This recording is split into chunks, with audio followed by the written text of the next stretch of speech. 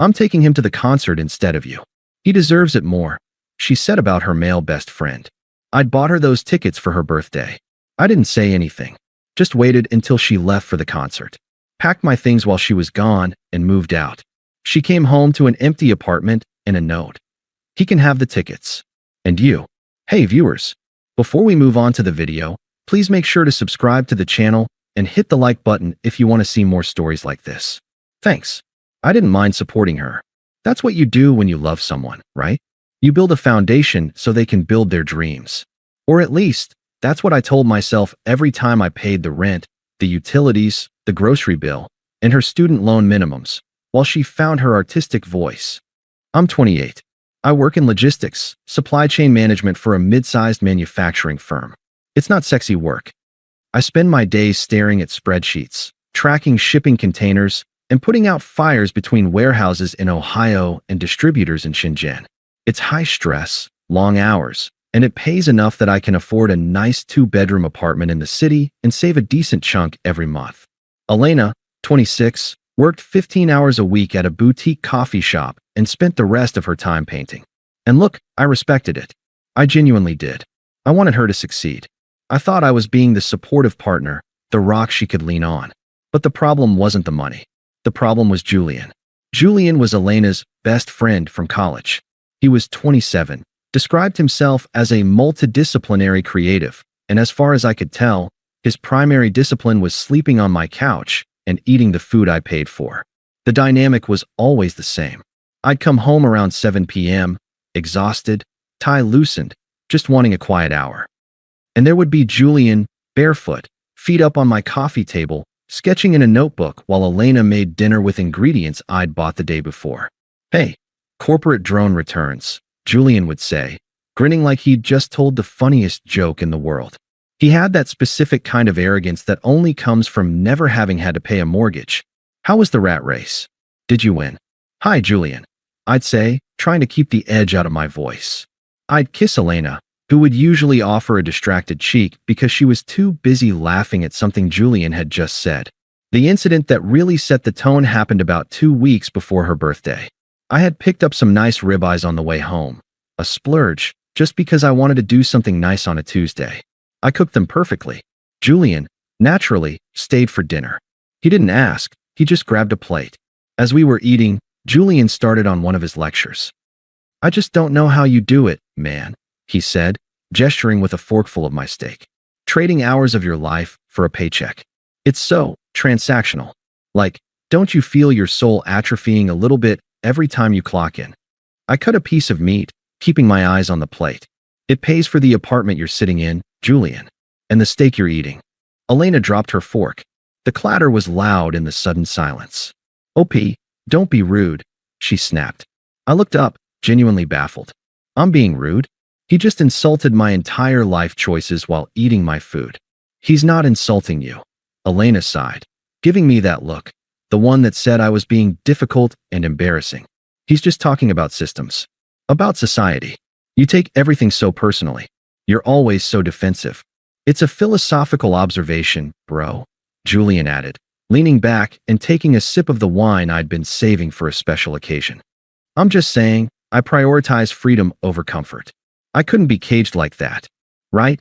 I said, putting my fork down. It's easy to prioritize freedom when someone else is subsidizing your comfort. Elena stood up. Okay, that's enough. If you're going to be in a bad mood because you had a hard day, just go to the bedroom. Don't take it out on Julian. He's had a really rough week with his gallery submission getting rejected. I looked at her. Really looked at her.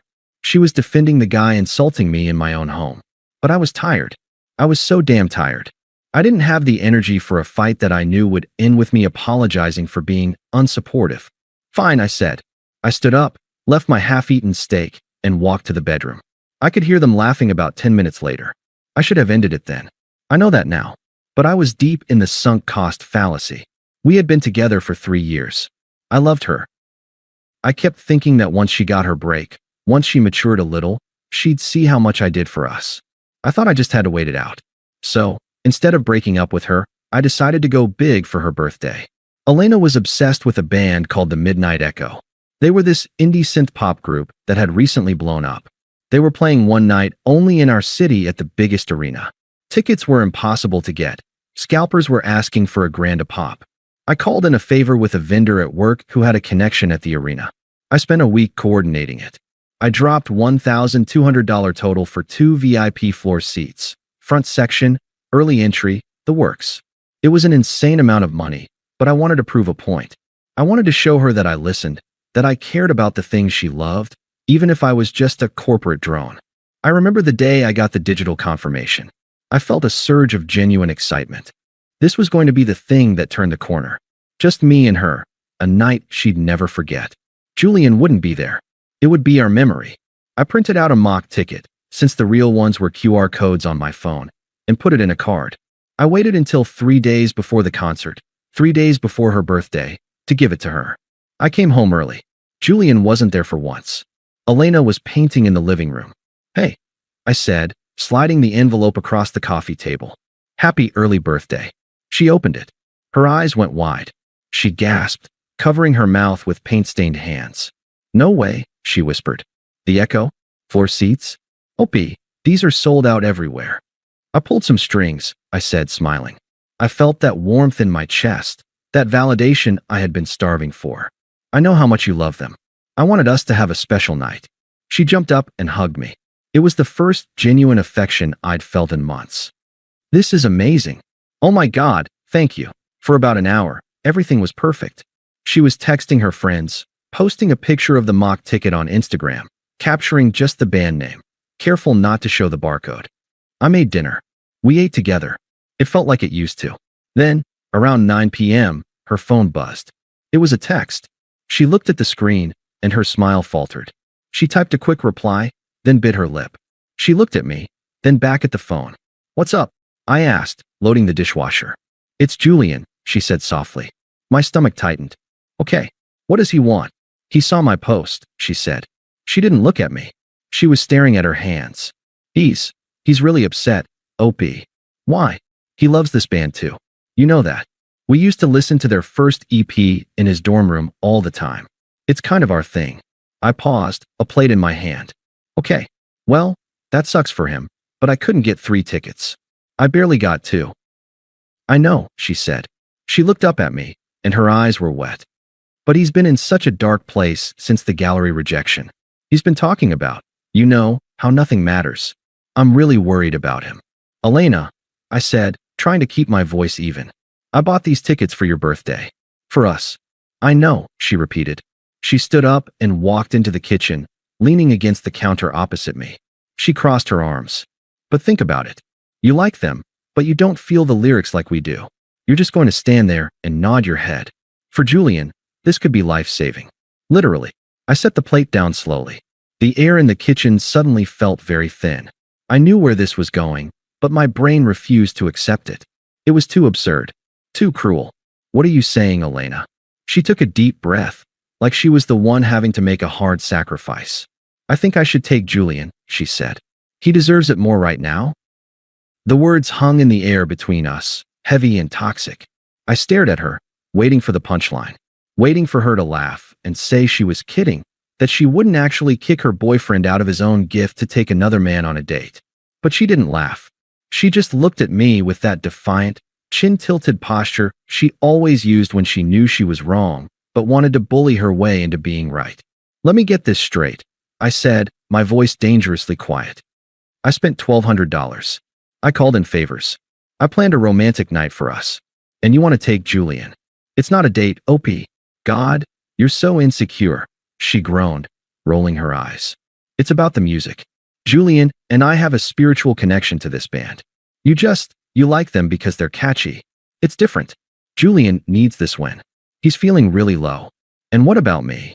I asked. "Do I matter in this equation? Or am I just the wallet?" Her face hardened. "You bought them for my birthday, didn't you? So technically, they're my property. Shouldn't I get to choose who I spend my birthday experience with? If you really loved me, you'd want me to have the best experience possible. And the best experience is being there with someone who truly gets it." That was the moment. It wasn't a loud explosion. It was a quiet click, like a breaker tripping in a fuse box. The love, the patience, the hope that she would eventually grow up, it all just shut off. I looked at this woman standing in the kitchen I paid for, wearing clothes I bought, planning to take another man to a concert I funded, and I realized I didn't know her. Or rather, I finally saw her. She wasn't a struggling artist. She was a narcissist who viewed me as a utility. I took a slow breath. I didn't yell. I didn't flip the table. Okay, I said. She blinked, surprised by the sudden surrender. Okay, if that's what you want, I said, turning back to the dishwasher. Take Julian. If he needs it that bad, take him. She let out a relieved sigh and rushed over to hug me from behind. I flinched, but she didn't notice. Thank you. Oh my God, you are the best. Seriously, you're so understanding. Most guys would be such jerks about this. Yeah, I said, staring at the soapy water. I'm not most guys. The next 3 days were a masterclass in logistics. I didn't sleep. I operated on caffeine and pure, cold adrenaline. While Elena was at her coffee shop shift the next morning, I took a sick day. I went to a high-end apartment complex 3 miles away, closer to my office, further from the arts district she loved. I had good credit and cash on hand. I signed a lease for a 1-bedroom that started immediately. It cost more than our current place, but I didn't care. Then, I called our current landlord. Hey, Mr. Henderson. It's OP. Look, I know our lease is month to month right now, but I need to terminate. Effective immediately. You need to give 30 days, son, Henderson grumbled. I know. I'll pay the full next month's rent as a penalty. But I'm surrendering the keys on Sunday. The place will be empty. Henderson was happy to take double rent for an empty unit. Fine by me. Keys in the drop box by Sunday night. That was the trap. I paid through the end of the month, but I was formally surrendering possession. When she came back, she wouldn't just be dumped. She would be trespassing in a vacant unit. Thursday and Friday night, I started cleaning. I'm going to do a huge donation run, I told Elena as I packed my winter clothes, my books, and my electronics into boxes. Make space for your new year, right? She was so self-absorbed, she barely looked up from her phone. She was too busy texting Julian about outfit coordination for the concert. That's great, babe. Can you move those boxes out of the hallway? They're blocking the feng shui. Sure, I said. I'll move them out tomorrow night while you're at the show, so you come home to a clean house. You're sweet, she said, absent-mindedly. I moved the small, expensive stuff out first. My gaming PC, my grandfather's watch, the folder with our passports and birth certificates. I put them in the trunk of my car and drove them to the new place on my lunch breaks. By Saturday afternoon, concert day, I had stripped my life down to the furniture. Julian arrived at 6 p.m. He looked ridiculous. He was wearing skinny jeans, a fedora, I wish I was joking, and a vintage vest. He strolled into my apartment like he owned it. Ready to rock, L? He shouted. Then he saw me sitting on the couch. He smirked. Hey, Opie. Thanks for the tics, man. You're a real one. Seriously, it's big of you to step aside. Not everyone can handle the intensity of a live show like this. Enjoy it, Julian, I said, not standing up. Make sure it's worth it. Elena came out of the bedroom. She looked stunning. She was wearing a dress I had bought her for our anniversary last year. She had done her hair in that intricate way that took 2 hours, something she hadn't done for a date with me in 6 months. Do I look okay? She asked, twirling. She was asking Julian, not me. Perfection, Julian said, offering her his arm. We gotta go, babe. We have access to the VIP lounge, remember? I want to hit the free buffet before the opener. Right. She grabbed her purse. She paused at the door, looking back at me. For a second, just a split second, she looked guilty. You're sure you're okay with this? I can bring you back a t-shirt or something. I'm sure, I said. Have a great night. I mean that. Goodbye, Elena. Bye. She blew me a kiss. The door clicked shut. I listened to their footsteps fade down the hallway. I waited until I heard the building's front door slam. Then I walked to the window and watched them get into Julian's rusted-out Honda Civic. As soon as they turned the corner, I pulled my phone out and dialed. You guys can come up. The moving crew was parked around the block. 3 guys. I had paid extra for the rush/after-hours service. Everything? The foreman asked, looking around the living room. Everything that isn't hers, I said. It was brutal and efficient. The couch? Mine. The 65-inch 4K TV? Mine. The dining table? Mine. The expensive espresso machine she used every morning? Mine. The bed frame and the mattress? Mine. I left her stuff. Her easel. Her boxes of paints. Her clothes. A beanbag chair she had brought from her parents' house. A stack of old magazines. Within 2 hours, the apartment echoed. It smelled of dust and vacancy. I did a final sweep. I checked the bathroom, took the towels, the shower curtain, the toilet paper. I checked the kitchen, took the plates, the silverware, the pots, the food from the fridge. I even took the router. The apartment wasn't just empty, it was dead. It was a box of drywall with a pile of her clothes in the middle of the bedroom floor and an easel in the living room. I took the house key off my ring. I found a piece of paper, the back of an old utility bill, and wrote the note. I didn't want to write a novel. I didn't want to give her the satisfaction of an explanation. Elena, he can have the tickets. And you, the lease is terminated. The landlord comes Monday morning. You have 24 hours to get your things out. I left the note and the key on the kitchen counter. It was the only surface left in the entire apartment. I walked out, locked the door, and dropped my set of keys in the landlord's drop box downstairs. I got into my car, drove to my new apartment, ordered a pizza, and blocked her number. Then I blocked Julian. Then I blocked her sister. Then I blocked her parents. I sat on my couch in my new, silent living room, ate a slice of pepperoni pizza, and waited for the inevitable explosion. It didn't happen that night. I knew the concert ended at 11 p.m. They would probably go out for drinks after, celebrating their spiritual connection. She wouldn't be home until 1 o'clock or 2 a.m. I slept like a baby. I found out what happened 2 days later from Mike. Mike was a neighbor in our old building, a good guy, a gym buddy. I hadn't told him I was leaving because I didn't want to risk leaks, but I knew he'd be my eyes and ears. We met for coffee near my office. Mike looked traumatized. Dude, Mike said, leaning over the table. What the hell happened? I thought you were dead. I moved, I said, sipping my black coffee. You didn't just move, man. You vanished. It was like a rapture. Mike shook his head. So, Saturday night, 2:30 a.m. I'm asleep. Suddenly, I hear screaming. Like, murder-level screaming from your unit. Elena. Yeah. She was banging on the walls. I went out into the hall. She's standing there in this fancy dress, mascara running down her face, holding a piece of paper. The door is wide open. I look inside, and it's empty. Just empty. I nodded. Go on. She saw me and freaked out. She was screaming that you'd been robbed. She wanted to call the cops. I had to tell her, Elena, robbers don't take the shower curtain and leave the paint brushes. Then she showed me the note. Mike paused, looking at me with a mix of fear and respect. That was cold, OP, ice cold. She gave away my birthday present to her boyfriend. I said. I just gave her the rest of the package. Well, it gets worse, Mike said. Or better, depending on how you look at it. She tried to stay there. But you cut the power, right? I transferred the service to my new address on Sunday morning. I confirmed. So she's sitting in the dark. Sunday morning, Henderson shows up for the inspection. He goes ballistic. Tells her she's trespassing and has to get out immediately, or he's calling the sheriff. She's crying, trying to call you, getting the number not in service message. Where did she go? I asked.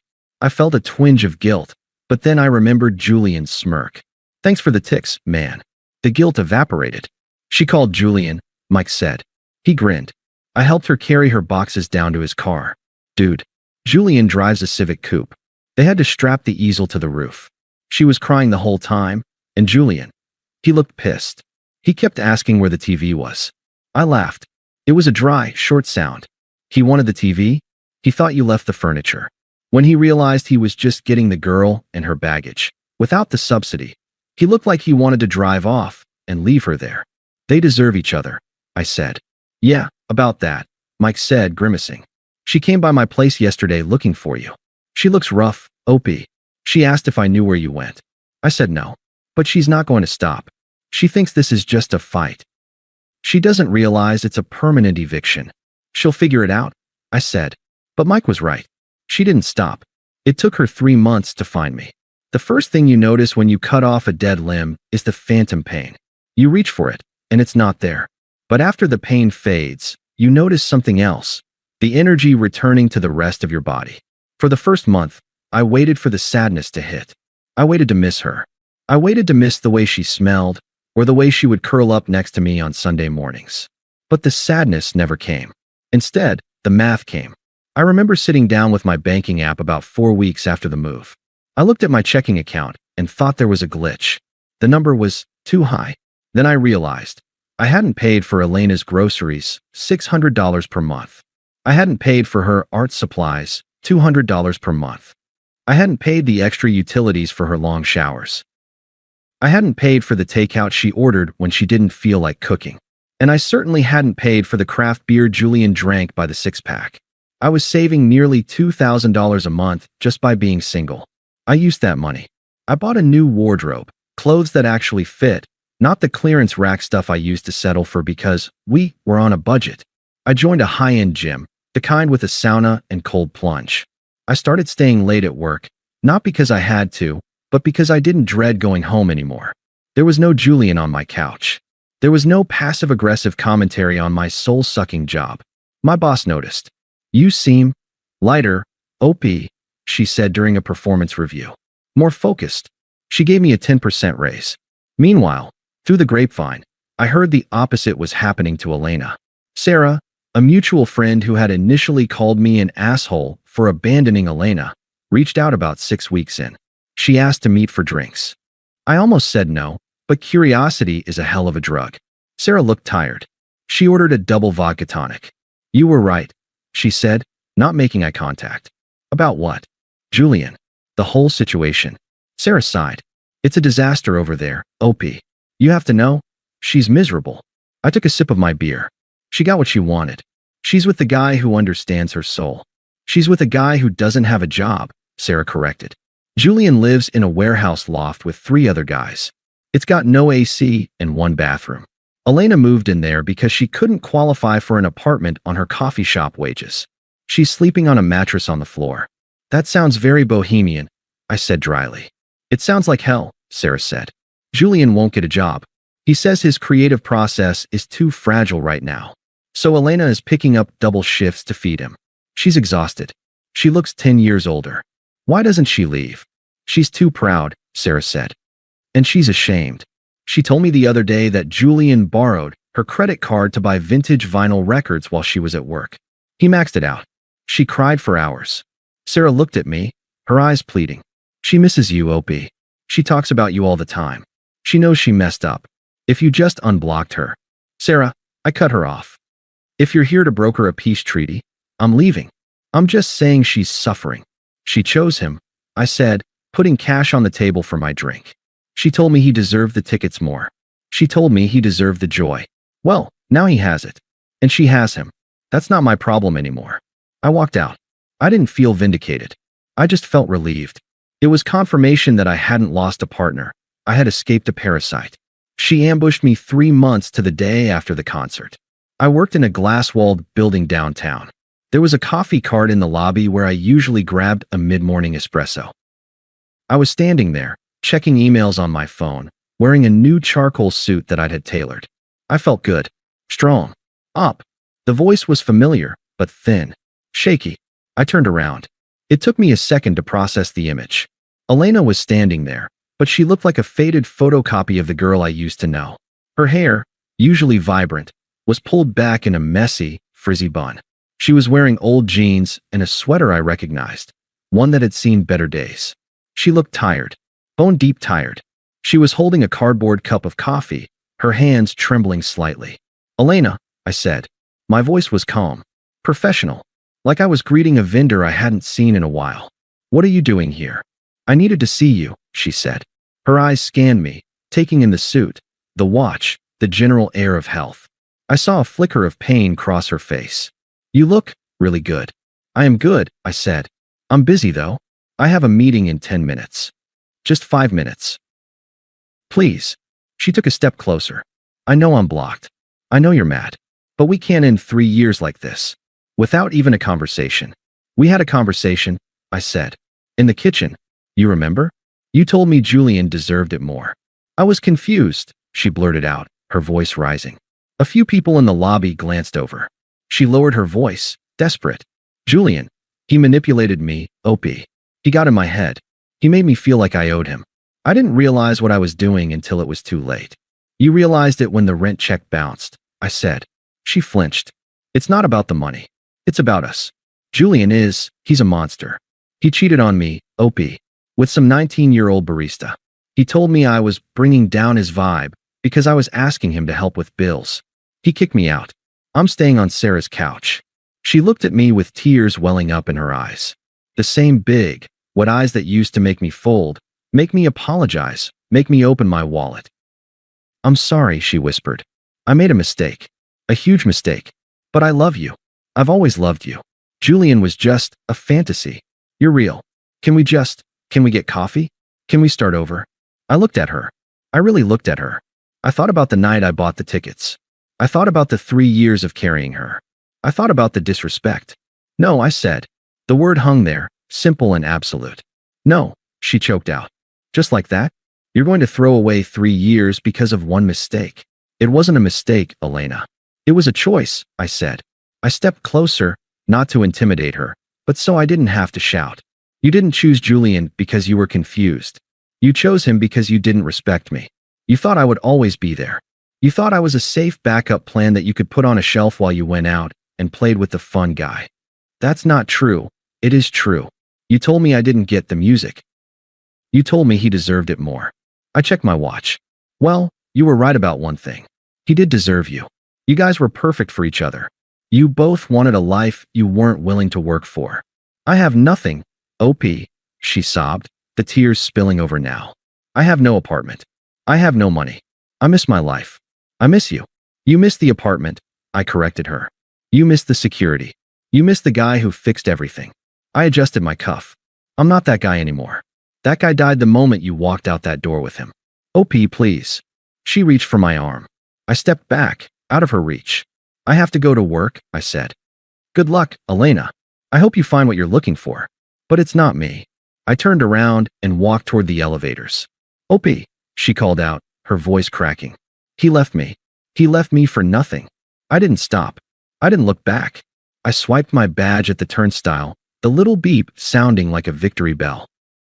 I stepped into the elevator and pressed the button for the 30th floor. As the door slid shut, I caught one last glimpse of her standing in the lobby, small and defeated, realizing that the ATM was closed, the safety net was gone, and the boring corporate drone had just ascended out of her reach forever. I went back to my desk, sat down, and opened my spreadsheet. The numbers looked perfect. I didn't think I'd be writing an update to this, but something happened last week that felt like the final period at the end of a long sentence. Life has been quiet. Good quiet. I was promoted to senior logistics manager, which came with a corner office and a travel budget. I've been to Tokyo and Berlin in the last 4 months. I'm dating casually, but taking it slow. I learned my lesson about ignoring red flags.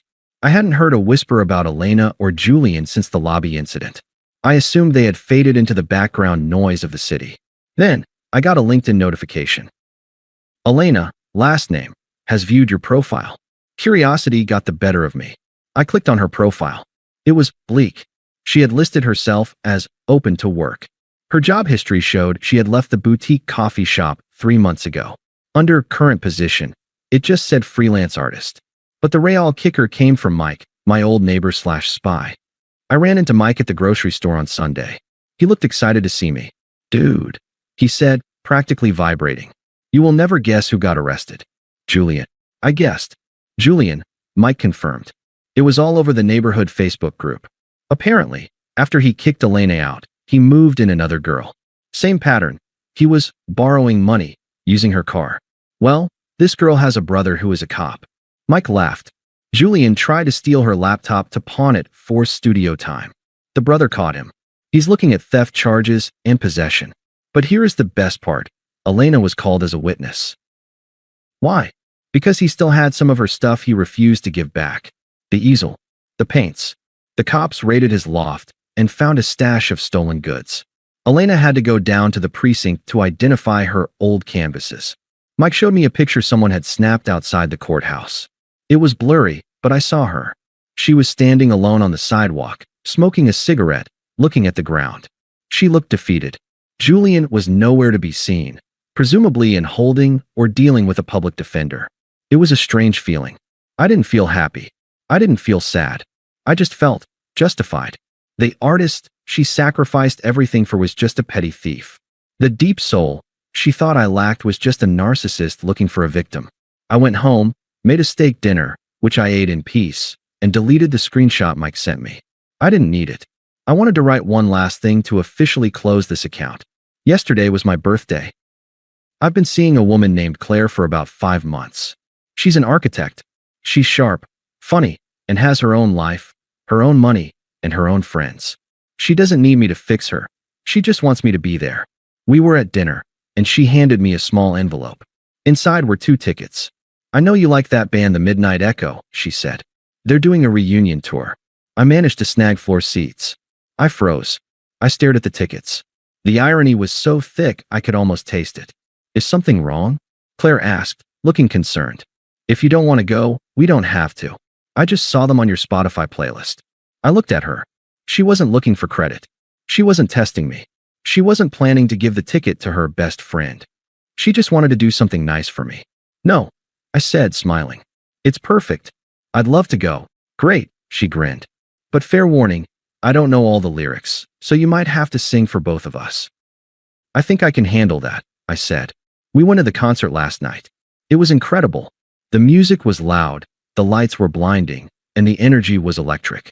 Halfway through the set, during a slow song, I looked over at the crowd. Thousands of people screaming, hands in the air.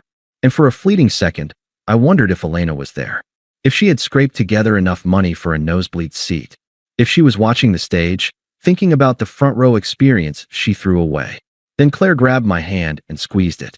This song is awesome, she shouted over the noise. I squeezed her hand back. Yeah, I said. It really is. I didn't look for Elena again. I didn't care if she was there or not. I realized that the karma wasn't that she ended up with a thief, or that she was broke, or that she was miserable. The real karma was that I was happy. Truly, peacefully, sustainably happy. I gave away the tickets, and I gave away the girl. And in return, I got my life back. Best trade I ever made. Thanks for watching. Make sure to subscribe to the channel and hit the like button. What do you think about this story? Share it in the comments.